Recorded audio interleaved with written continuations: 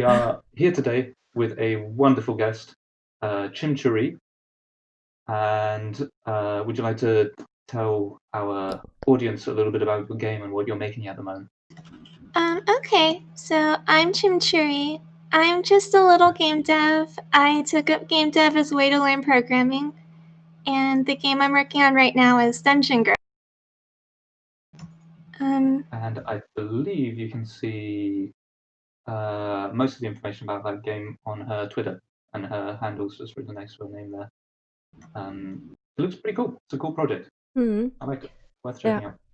So, and for people who don't know who we are, I'm Jackie, creative lead of Dark Paradigm Games, and this to my side is Edwin, our composer and community manager. And in case it was unclear, today we're going to be talking about achievement systems in games. They've changed quite a bit over time. We were just chatting about that with Chimchuri. She has got quite an interesting history behind achievement systems. We'd also like to just talk about the basics, like why they're used, how to make them better, and also when not to use them. I feel like it's a commonly accepted thing to do in games to try and have an achievement system, but some of our research suggests not always. Anyway, so I think a good starting point is let's just try to explain what we mean by achievement systems, because I feel like that of itself is quite a big word. It's kind of taken for granted. When I say achievement system, what comes to mind, Jackie? Thank you for, thanks for setting me up. Yeah, so I've done my personal, very limited research system. So my hope was that I can just ask you guys questions.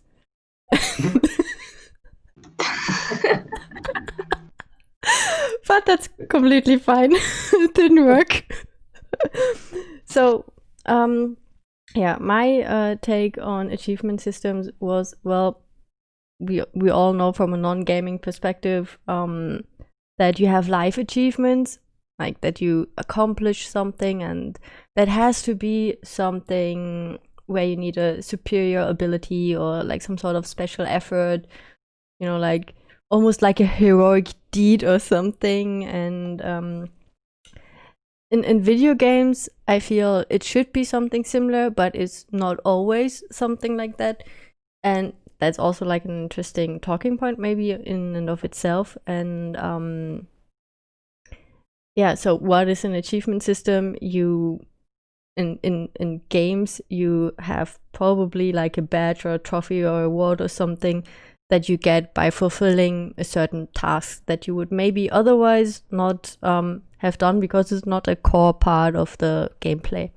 That would be my take on it. What do you guys think? Over to you, Chimchuri. Yeah,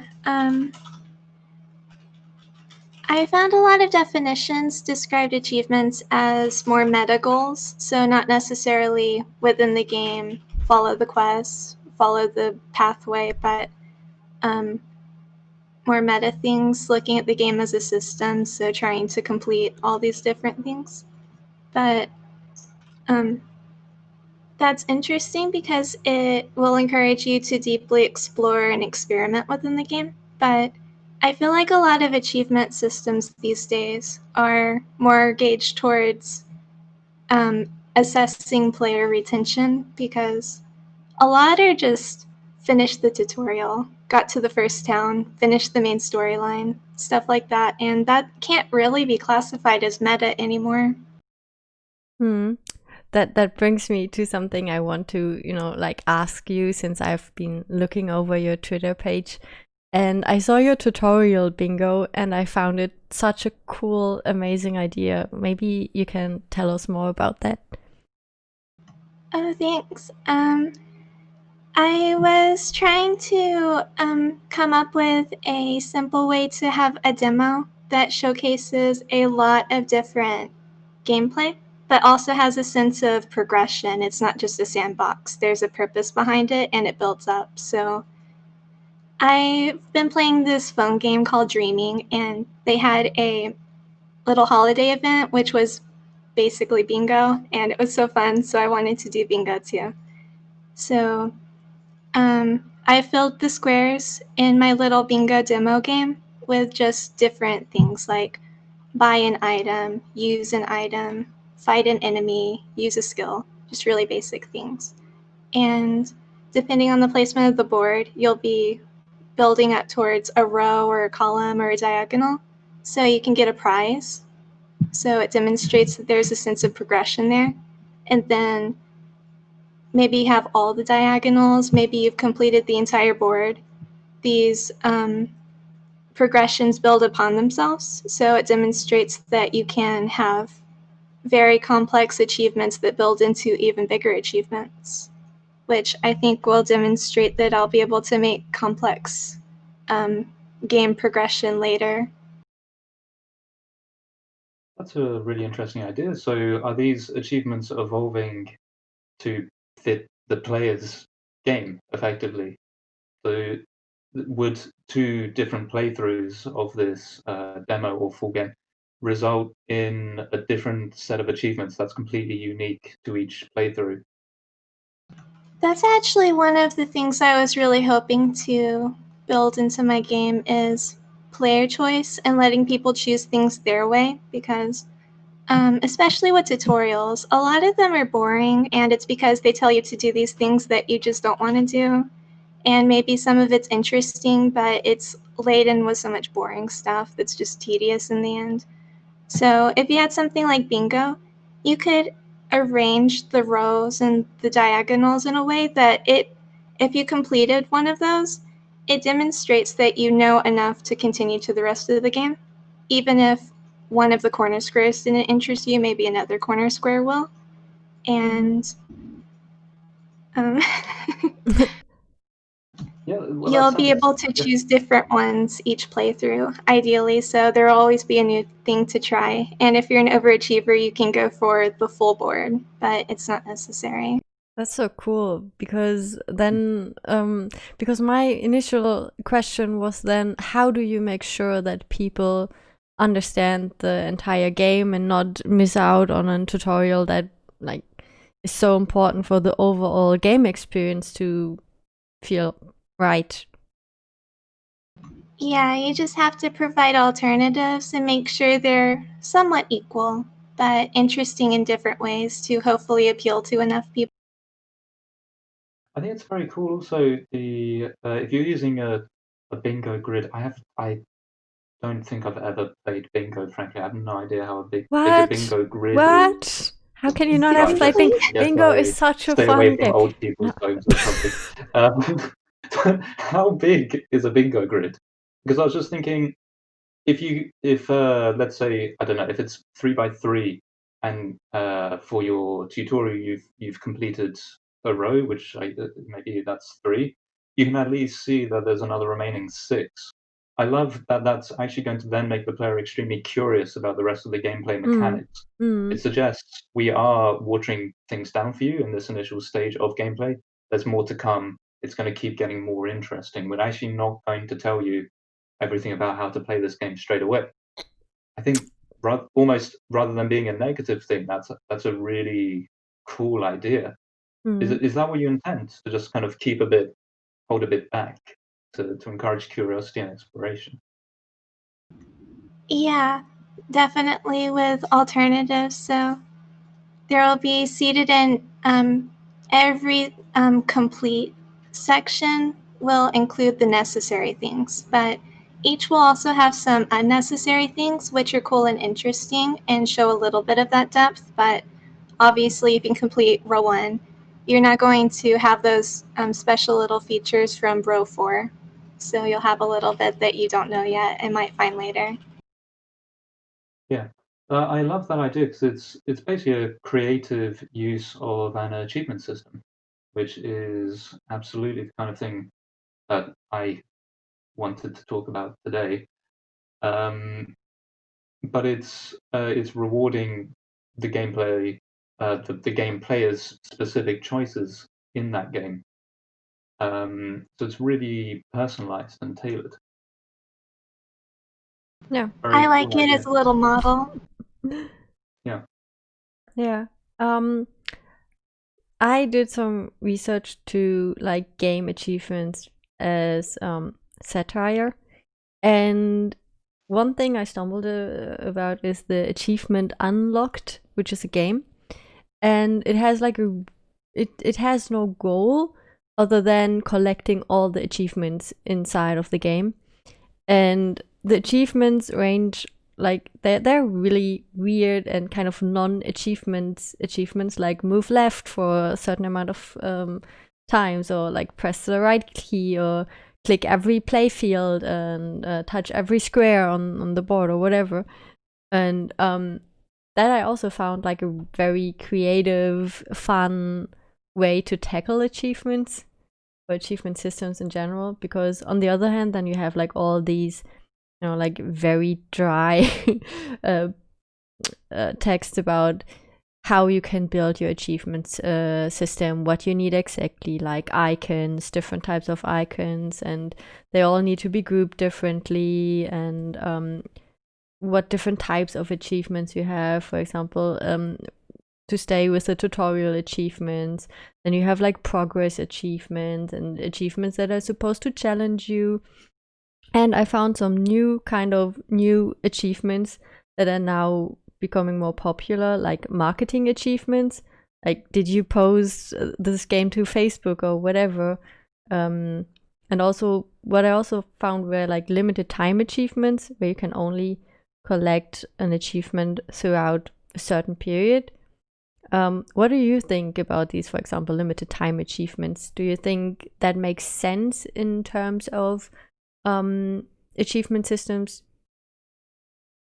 Well, I was looking up a little bit on how to encourage gamers to build a relationship with your game and to build habits in your game. Which the research for that is frankly not that good, because it also ties in with research into addiction and that side of things. It's poorly studied in gaming, but the experts in this are really social media. They really do know how to use algorithms to keep your gamers in the game. And I was thinking with that specific point of limited time achievements, Snapchat is a prime example of that working beautifully. You're going to go into that app. I don't use it much myself, but if you're into it, you're going to go into that app every day, because there's people who post content that you love, that you know will expire in 24 hours. So it forms a habit, and you develop a relationship with that app or game, where you check in very regularly to find these limited time things. So I think with a game, if it's an online game, you see a lot of limited time events, and often if you follow them through to completion, you do get some kind of achievement, whether that is specifically like a trophy or just a unique set of armor. It really encourages you to be socially active on the game. So you're keeping a finger on the pulse of what the developers are up to, what other people are doing in the game, and sort of the game news. And it encourages you to just check in on the game regularly yourself. Guild Wars 2 does a lot of that. I'm sure plenty of other games do it a lot as well. I know I'm playing Modern Warfare a bit at the moment. They have all these limited time game modes. Interestingly, it seems to attract the more elite players rather than the more casual players. Are you just saying that because you're playing it? Yeah, of course. Yeah. Attracts all the elite players. The expert players who have a KD of like 1. Don't act like you're not impressed. Do you want to know my KD of 0.3? That's nice. You need to use more RPGs. They love you when you get that RPG out.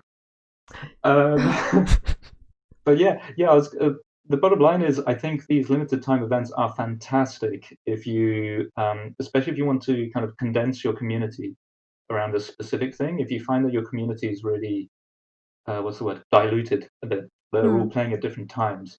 If you have an event that lasts an hour and is well publicized and happens in that hour, your loyal fan base will probably be there for that hour, especially if they're going to get some kind of social status or achievement or record of having been there. Interesting take on it. What do you think, Chimchuri? I think a lot of things in general, not just gaming, but very many industries are moving towards immediate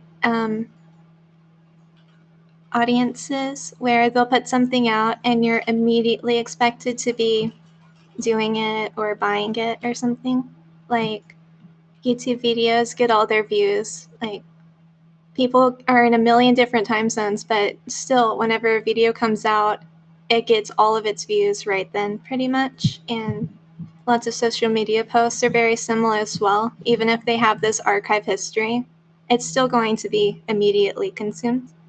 And I think that is, it has a lot of pros, but it also has some cons. I'm very concerned with game archiving and saving game history. So that would obviously be a very difficult thing to preserve. Like a lot of Pokemon are limited time event Pokemon, for example. So if you want to enjoy that game, like show it to your great grandchildren, they obviously aren't going to be able to get all of those Pokemon. Yeah. And do you think that's like an issue? Because I personally feel like Pokemon is the best example of just having a list kind of achievement system where each Pokemon you collect is a new achievement, so to speak. And do you think that's like a problem for Pokemon games? The tagline is "Gotta get them all." You can't catch them if they're not. Yeah, because they expired like 50 years. Yeah, yeah, I agree, because that was always what kind of demotivated me at the end to like collect all of them. So yeah, I guess it can be alienating as well. Let's say you broke your leg the week that some limited Pokemon came out. Good luck catching it. It's special, but it's having kept up with the game. Yeah. What I really like about achievements is that they can hint at alternative play styles or alternatives altogether in how you can experience the game that you would maybe not notice otherwise, or that you would not be aware of otherwise. And that is something I really enjoy about achievements. But what do you guys think about like, should the player know that there are like what achievements are available, or should they just randomly get an achievement and then be like, oh, there are achievements in this game? I think keeping certain achievements secret can encourage more of a community. I remember, no, I can't remember what game designer was talking about it, but I remember a game designer talking about how in the early days of gaming, this is before the internet was really what it is today. So we're talking about modem internet, where information does not travel nearly as fast as it was today, is traveling today. He would deliberately withhold information from the player, which would in turn encourage players to talk to each other, basically, and try to work out how to play the game together as a group. That's so cool. Yeah, unfortunately, I'm not sure it works these days, though. Wait, no. I have a best counter example, which would be like the PT from like Hideo Kojima, where you kind of have to work with others to figure out how to end the game. I don't know if you ever played it, but it's like a horror game kind of thing, which plays in a hallway where you, I mean, if you're like super afraid and like a chicken like me, you just like run constantly around the hallway and nothing happens. But if you actually play the game and look at things that are happening in the game, you progress. And there are like certain things that are just so difficult. You have to Google and you have to wait if someone else figures it out. And yeah, because it just gets too difficult to otherwise solve. So there are games that are still like that. I think back in the old days, they did that partially. I know several games had like phone services. They were like game strategy phone calls where you could call and ask them, what is the answer? How do I get past this part? And it was like a paid service, so Wait, it was like a way a real to service get where you call the Yes. developers? Wow. If you play old DOS games sometimes, you'll download the manual and you'll see if you're stuck, call our phone number here and we'll help you. Wow, that's so cool. I think these days a lot of people use wikis obsessively, though. Maybe a bit too much. Yeah. I mean, I remember back when the classic Final Fantasy VIII and so on came out, that it was like such a pleasure to buy these full solution books where like everything was written out in, and where you didn't really have to do anything to figure out all the achievements. And if you're like a completionist, you have all the achievements already like written out, where to get them, how to get them, and so on. And back then the internet was not so established yet that you would have like everything as written out as in these books. And there was also the awesome artwork, which totally drew me in, let's be honest. True. Those books were awesome, though. I still have one. Ooh, that's good. Is it Final Fantasy? Yeah. They really present them beautifully. But my point about that was, these days if you're like playing a Final Fantasy game and you come across something that you don't really know how to do, or you want to find something out, there's probably 100 websites where you can get that information almost immediately, and it sort of can become an obstacle to smooth gameplay if you're being encouraged to tab out of your game, look up how to do something, and come back. I'm not saying that is the case with Final Fantasy. I think these sorts of games strike a very good balance. Monster Hunter, for example, hides a lot of its mechanics, but it also doesn't require you to understand all these mechanics to play the game and enjoy it.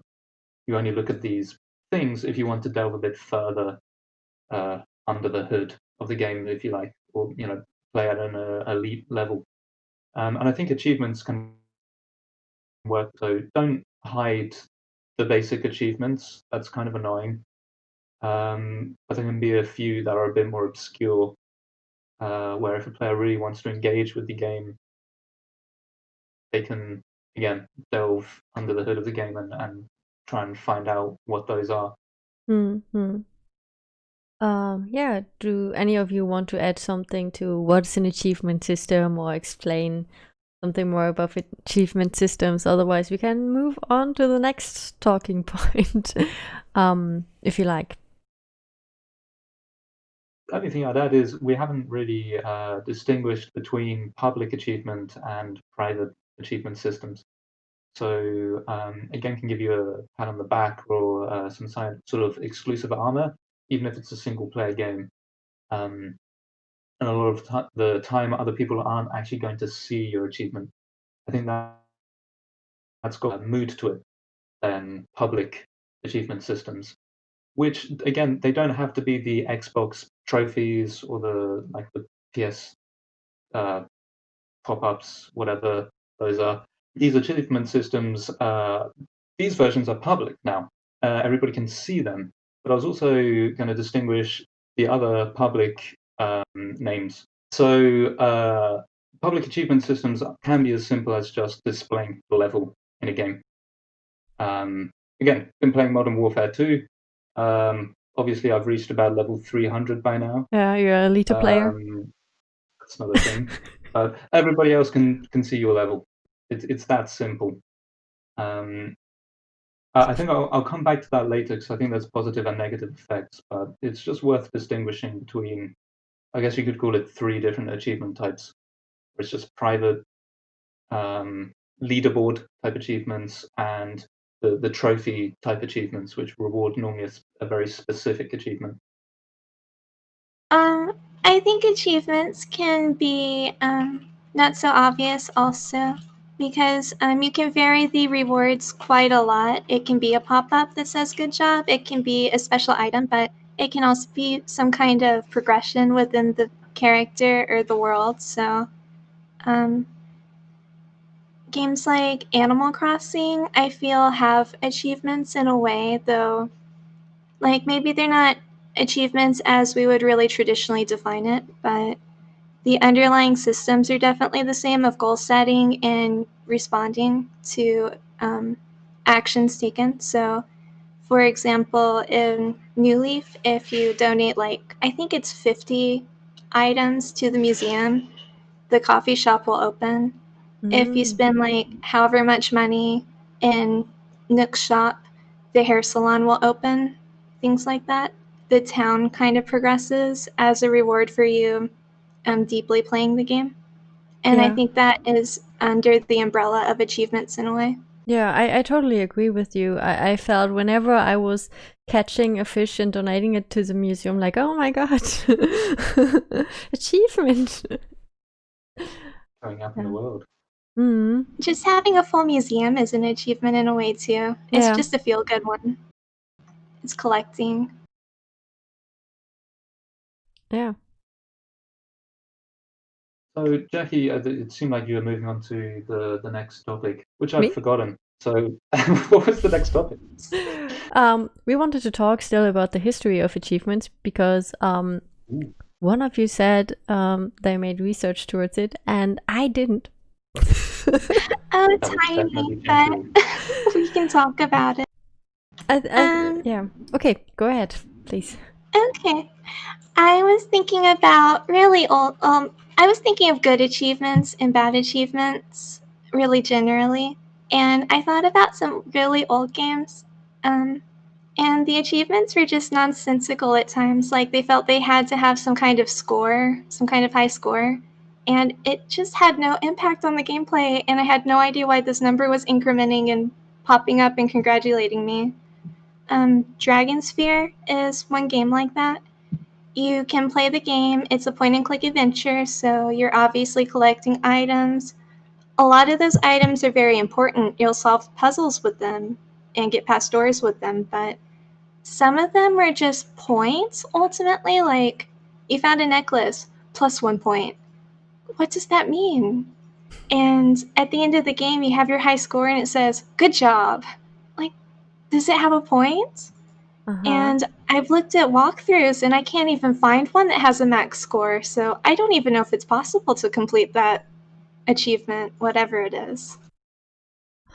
This kind of reminds me of Steam achievements, because you can get all these Steam achievements, and I'm maybe there is a point to earning all these Steam achievements, and I'm just not logged in too regularly to Steam. But you can collect all of these, and then all your friends see what you have played and what you've earned and how crazy good you are at the game, I suppose. But I mean, you cannot really get something from them, do you? Can you? It's your gamer score. Your gamer score. It's very important. My fault. But there's like a Steam level, isn't there? Because they also have like these kind of cards you can sell, right? Isn't that like that's the badge system. Yeah, but isn't that like both achievements in a way? I mean, the cards drop when you play games, but actually playing the game seriously, working towards the achievements, doesn't get you that stuff. So you would say the purpose of these Steam achievements is just to show how much of an elite gamer you are? Oh my gosh, back in like the 2010s, I would just go on the forums for the Xbox Live and Windows Live community because they were so elitist and it was hilarious. You'd have these, I think they were literally called gamer points too. I don't even remember. Oh, really? And people would refuse to talk to people because their gamer score is too low. Wow, okay. I'm kind of glad I wasn't part of that subculture. It's your self-worth. I don't think Steam is so much like that, but I think that having those endless numbers and collecting and counting really fosters a system of obsessing over those stats, which if you're playing games for achievements, you're maybe not having fun. You're maybe some achievement hunters are ridiculous. They'll buy games they don't like that aren't fun just because they hand out achievements. And they'll have a really high Steam score, a really high PlayStation score. But in less extreme cases, you're going to be going back to games you're bored of and playing the parts that you're not really interested in. And at the end of the day, what's the point? It's boring. I guess that's where the demographic of your game is quite important. Like, are you aiming the game at the casual gamer or the hardcore gamer, or at this like niche subculture of people who just want a huge amount of achievements? I mean, the best answer is normally you don't want to alienate any of this audience. It's like an ideal answer, but it's really difficult or arguably impossible to make a game that appeals to everyone.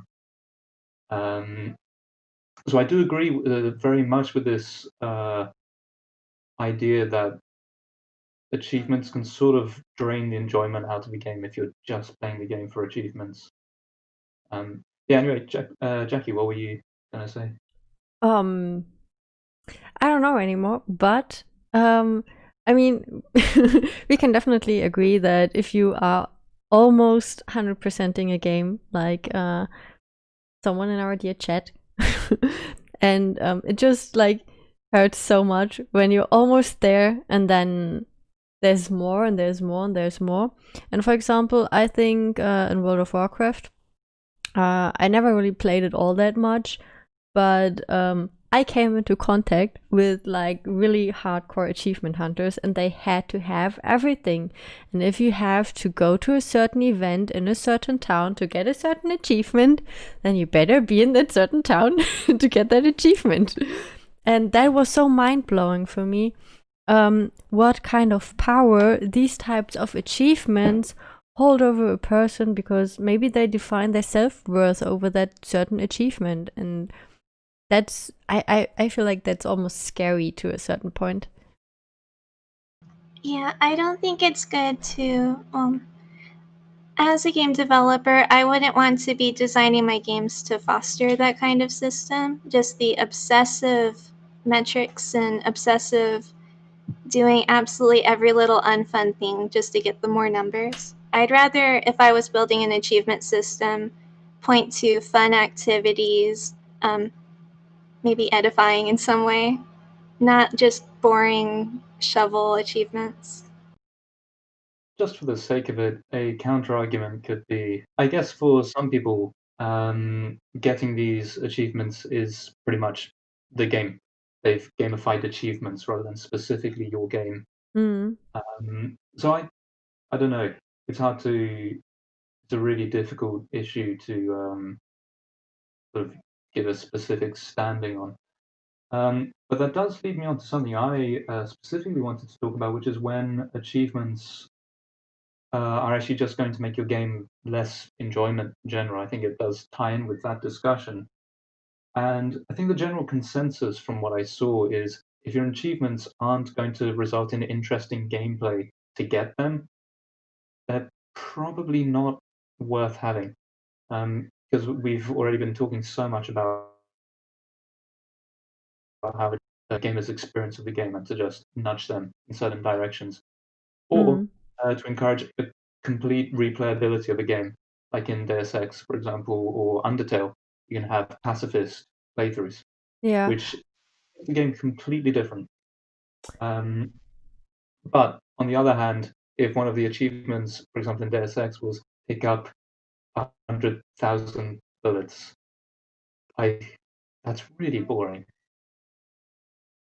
I mean, but some people do like these sort of fetch quest things, and I can see how that type of achievement means something to someone. Like, oh look, I've done this thing in this amount of time. I don't really see those achievements as being more interesting than just like, I really enjoy them in the sense that I can go to Steam and I can see this game, how many people even finished the tutorial, how many people even finished this point or the game. And there's a little bit of value in seeing that. It's just interesting to me in some way, I guess. I don't know, maybe developers can get some information out of it too. But just the game congratulating me in general for doing the absolute bare minimum, clicking the start button. I don't know if it's worth very much to anyone who isn't one of those major hardcore achievement hunters. But I think partly Steam, I don't know, personal suspicion, but I think that kind of achievement system, because it does make a game very easy to track. There's some really valuable information there for game developers and for Steam about how games are being played, how far gamers are getting through games, at what point they're getting bored with the game, and also just that weird thing that the percentage of people who bought the game and then didn't even open it, didn't even start playing it. Everyone has these in their Steam library. Yeah. The solution, of course, is to buy more games. So that's always the solution. Always. I don't know what game to play today. Let's find something new. And something with achievements. I'm not sure if it's intentional, but that's certainly how I look at it a lot of times. I know that if you want to go cross-platform, PlayStation and Xbox require achievements, and if you don't really have that in your vision, maybe it's like this half-hearted, very last thing, just tack on, okay, here's your achievement for turning on the game. There, I have achievements. Yeah, and with these half-hearted achievements, I wanted to deliver a very heartfelt message of warning. Always heartfelt. I think if you're rewarding a behavior that never needed rewarding, you change the player's mindset just a little bit to start looking for rewards rather than enjoyment in your game. That was a bit abstract, but for example, if somebody was enjoying rock, and then you decided, actually, I really don't like the person who lives in that house, so I'm going to pay the person who's throwing rocks at that person's window to carry on throwing rocks at that person's window. Something that they were doing for fun is now something they do for money.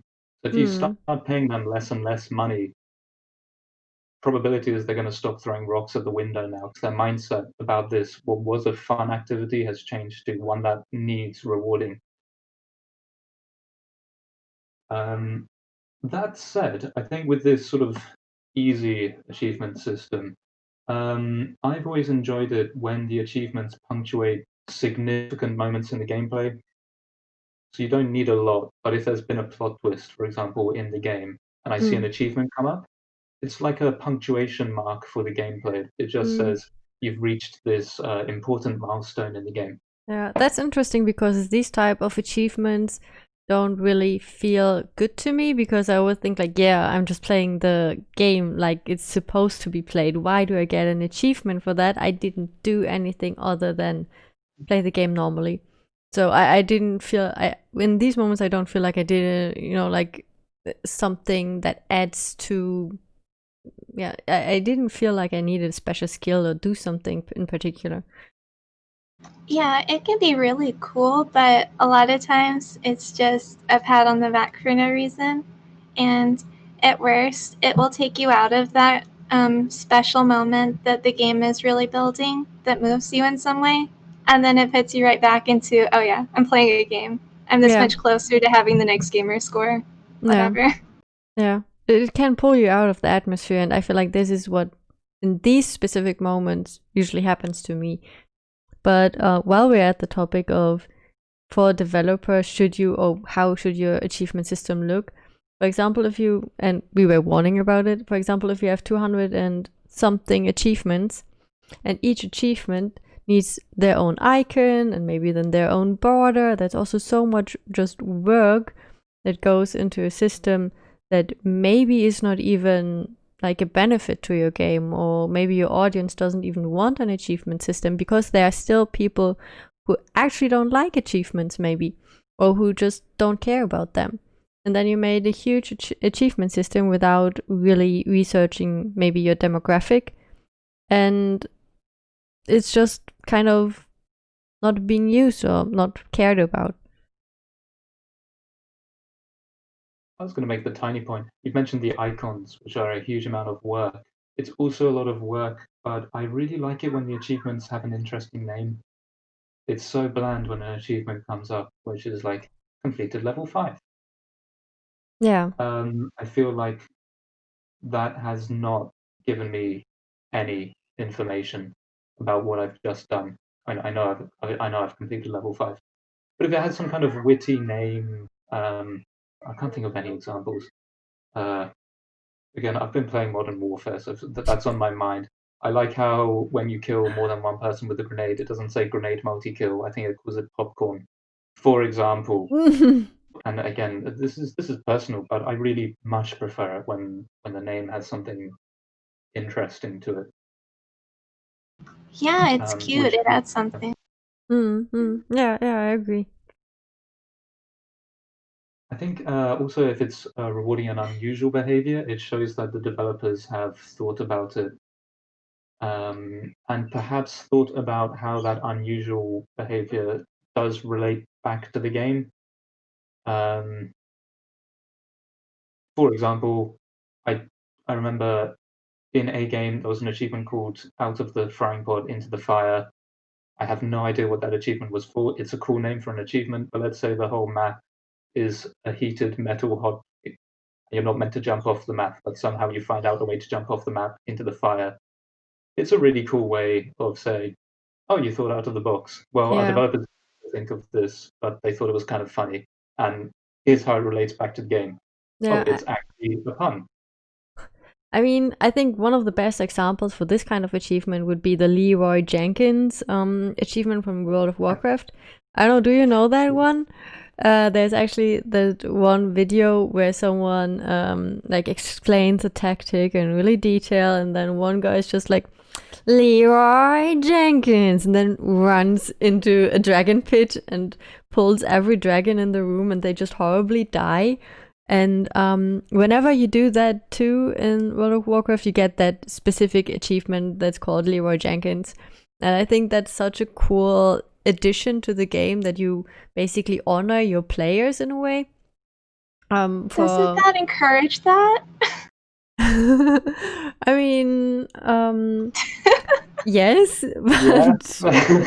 but it's also, I feel like it's just a homage on the players that play your game, that they create memorable moments with the product you created, which I think is so precious. Yeah, some of my favorite things in MMOs are whenever they acknowledge the memes created by the community or the major, the major players. Like they'll name something after a major community member or something. Okay, Definitely. We all agree on that. Good. Yes, lots of head nodding.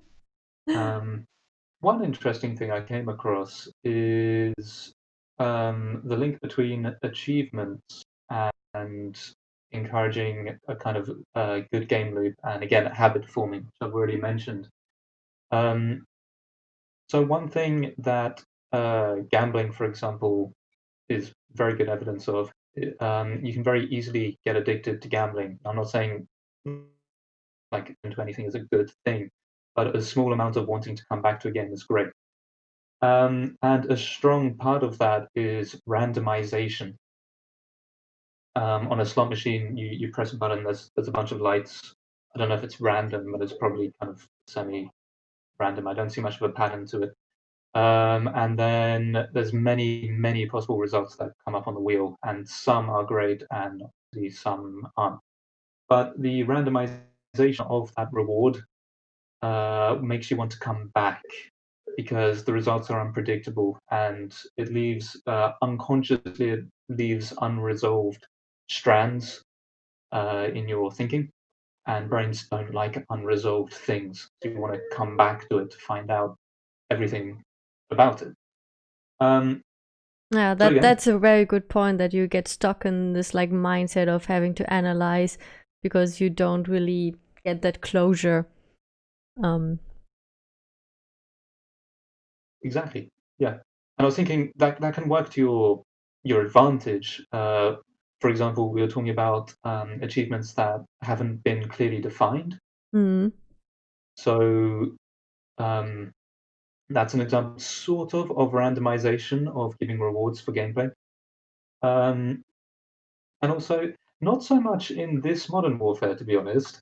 So I'm sounding like an absolute Modern Warfare fanatic. I promise I'm not.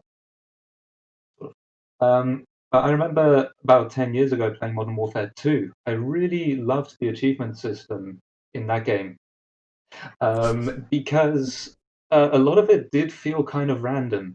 There'd be trophies for getting 2 headshots with 1 bullet, for example. It's like you can't deliberately get that in an FPS. But it's brilliant that the developers thought of that as a possibility. And when you did something that is awesome, because it's awesome to get 2 headshots with 1 bullet, you actually got a trophy for that as well. Yeah. And that little light comes on, and you get that little, I guess it's endorphins or whatever you call it, like when you eat a bit of chocolate. And it's a very Tooth pain. cool way of adding a little bit of randomization to gameplay. Yeah, I really like when achievements kind of break the like fourth dimension to the player, and when they don't take themselves so seriously. I think we touched a little on the topic earlier, but there are some games that actively incorporate the player in taking part in the game, where they address the player in some certain moments. And I really like when like games dive more into that aspect of including the player and making these achievements a little more fun. For example, as this like walk into like press 7 times the left button or something. I think it's just like really creative and has a little more like less seriousness maybe. We know, okay, the development team is also just humans having fun creating what they're creating. And obviously that type of achievement system doesn't fit into every game. And if you have like a super serious game, let's say Dark Souls, then, oh, you jumped 7 times, you have an achievement. That would be so awkward.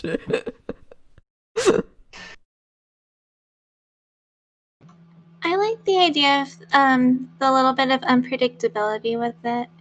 I had the idea for my game Dungeon Girls to have to categorize these actions into categories. So it gives the player ultimately more choice and gives them some ability to explore, whether I make that transparent or opaque. So if you're building towards maybe like some kind of fire achievement reward, like at the end of the reward you get a fire resistance skill, you're going to be exploring fire related activities. So maybe that's going to be exploring like lava areas or fighting monsters who will catch you on fire, or eating flaming creme brulee. Just a whole lot of different options that ultimately lead into the same thing. So you have the one same achievement, but lots of different paths to it. So it's a little unpredictable, and players get to kind of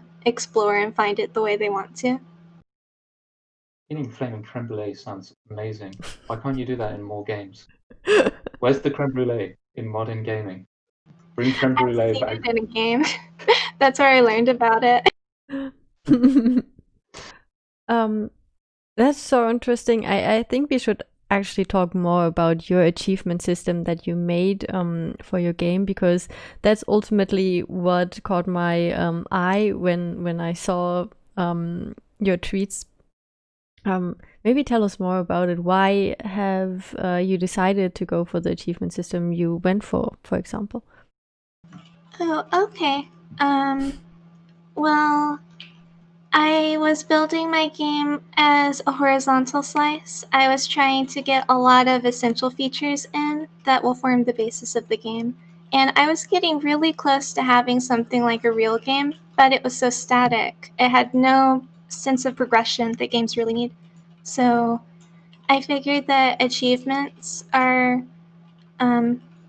maybe the same, maybe not the same, but as a game designer, the underlying systems are going to be very similar. So I started designing one, and it's interesting to me to have achievements move away from being the pop-ups, but to be more integrated into the gameplay and be desirable for later tiers of play. So Dungeon Girls, the most important mechanic is definitely the skill. You're going to be fighting with skills, you're going to be managing team members, skill bars, you're going to be solving puzzles with skills. Everything is a skill. So it would be cool if you got a lot of those skills as achievements from exploring. So if you have a whole lot of different, games are systems of systems, right? So it can be unwieldy if you want to have, achievements related to using items, like eating creme brulee can give you a fire resistance skill. So you have achievement code in the item usage. If you have buying items achievements, you have it there. If you have like walk 100 steps or pet 100 dogs, you're going to have it everywhere. And it's going to become this, eldritch monster, like tentacles tangling all of your systems together. And you're not going to be able to maintain or refactor that at a certain point. So it's clear that you're going to need a really flexible system to have these achievements. So I have some components that are important to define. So let me see. I have 5 components. First is knowledge. It will be all of the granular actions and events that are going to be working towards unlocking achievements. So like we talked about eating creme brulee or walking in lava. Those could be abstracted into these really tiny granular actions known as knowledge. And technically these are going to be arrays with a Boolean. You either learn it or you don't. And then you can also include like the name or the description or whatever suits your game. 2 is the knowledge base. That's going to be a script with a dictionary that holds all of the knowledge. So you're going to have all of the knowledge in the game, and you're going to be able to see if you've learned it or not. And you're also going to have a method for learning the knowledge, setting that array to true. 3 is events. This is going to be a general topic that all of these knowledge granules are going to fall under. So instead of, so eating creme brulee, that would go under used item. And maybe walking in lava can be like location visited or something like that. And then 4 is event handlers. So these are going to be actually where you start being reactive in your code. They're going to wait for these events. So they're going to be the things that actually check if the item you used was creme brulee. And they're going to give you the reward if you've met the criteria. And then all of these systems are going to be interacting with the 5th, which is the message bus, which is just a mailman, which will hand information from one to another. This is really what's keeping your code tidy and preventing that horrible tentacle monster that achievement systems can become. So instead of having all this code for checking if you've met an achievement and giving you the reward, you're just going to simply hand it to the message bus. And the message bus is going to be able to hand it to the knowledge base or event handler or whatever it needs to go. That's certainly very interesting. So just to summarize real quick what I've learned. So we have these 5 elements, which is knowledge base, event handling. I forgot one, and the last one was a message bus. Knowledge. Just events. Right? Which one did I miss? Events. So knowledge base, events, event handlers, and message bus. So since this message bus is very simple, it's just here to keep everything clean and moving. You're going to have this zigzag in the process. You're going to do something cool. You're going to eat that creme brulee.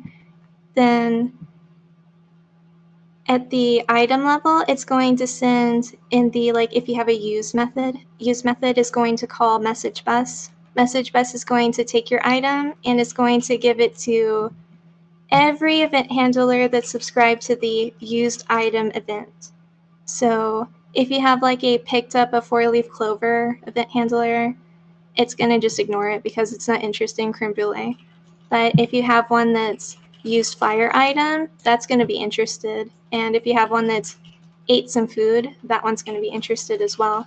And they'll have their own internal requirements. So maybe it's looking for the 10th one, or maybe it's looking for if you've done this, this, and this. They're going to have their own sophisticated way of tracking. And then, so it's either going to say, well, that's the end of the line, or yes, you did learn that knowledge. It's going to go back to the message bus, back to the knowledge base, use that method that I talked about earlier to learn that knowledge. Then that's going to get back to the message bus, it's a zigzag, and then go to all of the event handlers that are related to learning knowledge, and then maybe have some kind of meta where you're like completing the entire fire category, or, that's where you're going to get your reward or your achievement pop up. Sounds like quite a neat way of doing things. It also sounds like a neat way of being able to expand that system so that it can have really deep impact on your gameplay as you get these achievements. It can thoroughly change how you interact with the whole world. Yeah, since it's just the message bus touching everything, you don't have to be afraid about connecting everything and having really sophisticated methods for tracking what exactly is an action, what exactly are requirements, and what exactly is the reward. So, you're free to do everything you want, and it's not going to tangle your code up too bad. So that can be progressing the world, or changing the UI, or unlocking the map, or giving you a prize or a pop-up or whatever. What inspired you to make this type of achievement system? Why did you go for this type of achievement system? Well, obviously you can just, especially if you're like just gonna make the game and then dump it, it's very easy just to put everything where it goes. So like buy 100 items, put the achievement code for that in the store checkout, but it's obviously just thinking about it going to create such a horrible tangly monster that you really need to take time and design the program out. So my husband is a software engineer, so I just took a weekend and was like, we need to discuss a design for this, and we both kind of worked on it together, and yeah. That's so sweet. So that's super cool to have like this untangled type of achievement system. And for anyone who is interested, you also detailed that a little more on your Twitter account, also with pictures. And pictures always help a little more to understand the bigger, picture. Making puns over here. Infographics. Yeah. Yeah, I think we touched a lot of the talking points we already wanted to talk about. Do you want to explain something more about your achievement system, or where you feel like, oh, I really want to highlight this still? I think we've covered a lot of very good things. I found it quite interesting that you use the words action and reward, because those are the model words used in the this guy who wrote a book about the hook model of again forming habit. I also found it interesting that you said you put this achievement system in the game to effectively spice it up, to just encourage progression through the game. And in this hook model, the basic premise is when you are interested in something and you come back to it, it's normally triggered by a negative emotion, which doesn't have to be in a bad way. This is basically what artistic products normally try to do. They're trying to address some sort of human need. So it could be boredness or anxiety or sadness or anything like that. But I like the idea of applying this hook model into a game. So you can use these achievements or a sophisticated progression system to really just address some kind of negative emotion you think a player may be experiencing at any particular moment in the game.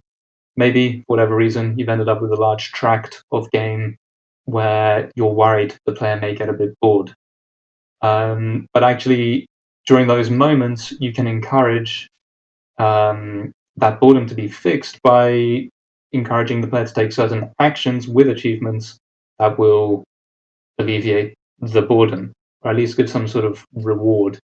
I mean, what I think would be so funny, sorry to interrupt, is when you have like achievements that randomly come up and just insult you, just to cancel out the boredom. You really suck at this game. Line. Oh my god.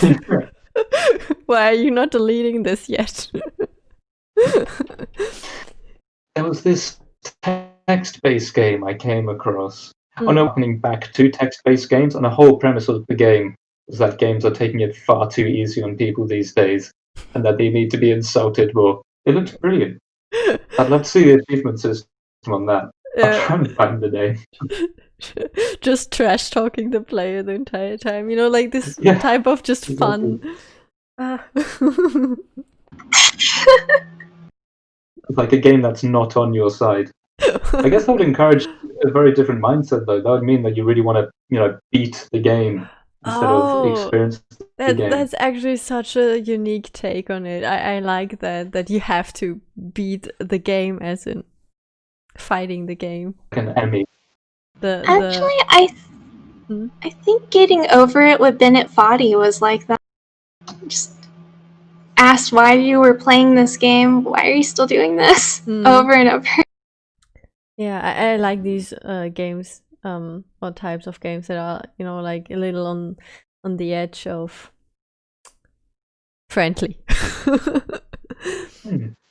But it's quite cool because that suggests it personifies the game. It's like the game's talking back to you as a game while you try and play it. Yeah, I only saw recently a devlog about a solo game dev who voiced like, I don't let me lie, but 300 upwards voice lines for a robot that is basically just insulting the player the entire time. Like, oh yeah, I knew you wouldn't make that jump, like something like that. And he recorded the process on YouTube of how the recording process of the lines went, and that was also super interesting. Yeah, but that's not an achievement system, so it's a little off the topic.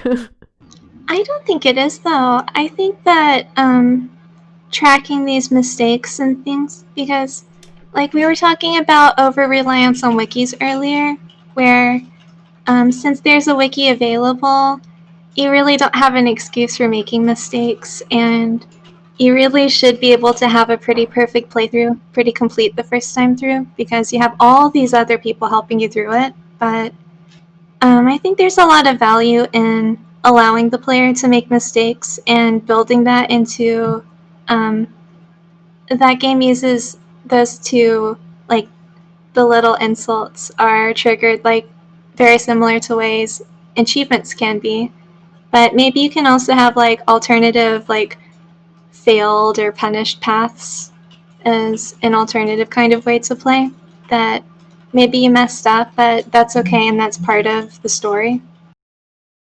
Or at least you messed up, but it's a part of the gameplay experience. It's not because you played the game wrong.